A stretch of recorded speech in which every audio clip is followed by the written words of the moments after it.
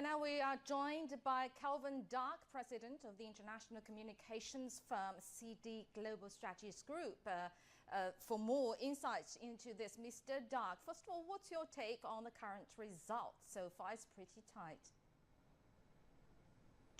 Well, it looks like with the initial results that are in, it ended up being, or is going to end up being, the most likely outcome, that the Democrats take control of the House of Representatives and the Senate remains in the hands of the Republicans.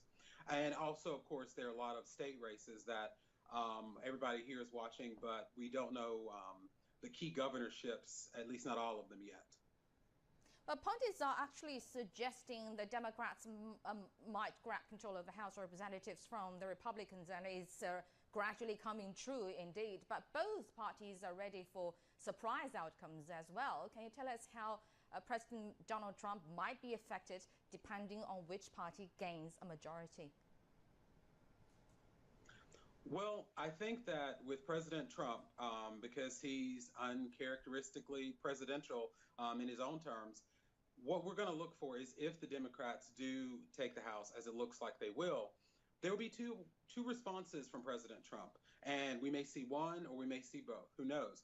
One of them will be that from now until the next presidential election, 2 years from tonight, anything that goes wrong, be it the economy, foreign policy, trade, anything, will be the Democrats' fault because he doesn't have full control over Washington.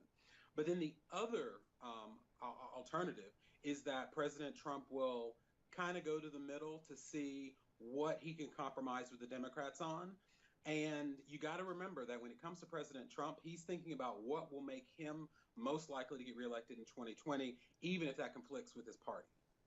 Well, Mr. Dark, given the present very tight race indeed, is it fair to say that we are seeing a more divided U.S.? Yes, I think we are. And as we say here, buckle up.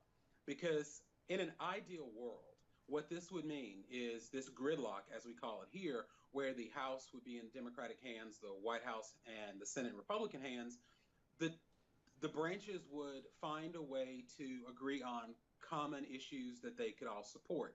But we don't live in an ideal world. We're in Washington, D.C., which is very, very different. It's going to be very difficult for the Democrats to compromise with President Trump on anything because the race for 2020 starts in just a few minutes. So the Democrats don't want to be helping this president. And the same way with President Trump, he doesn't want to lose his base if he seemed to be capitulating to the Democrats. So when it comes to being divided here, we have at least 2 more years of that.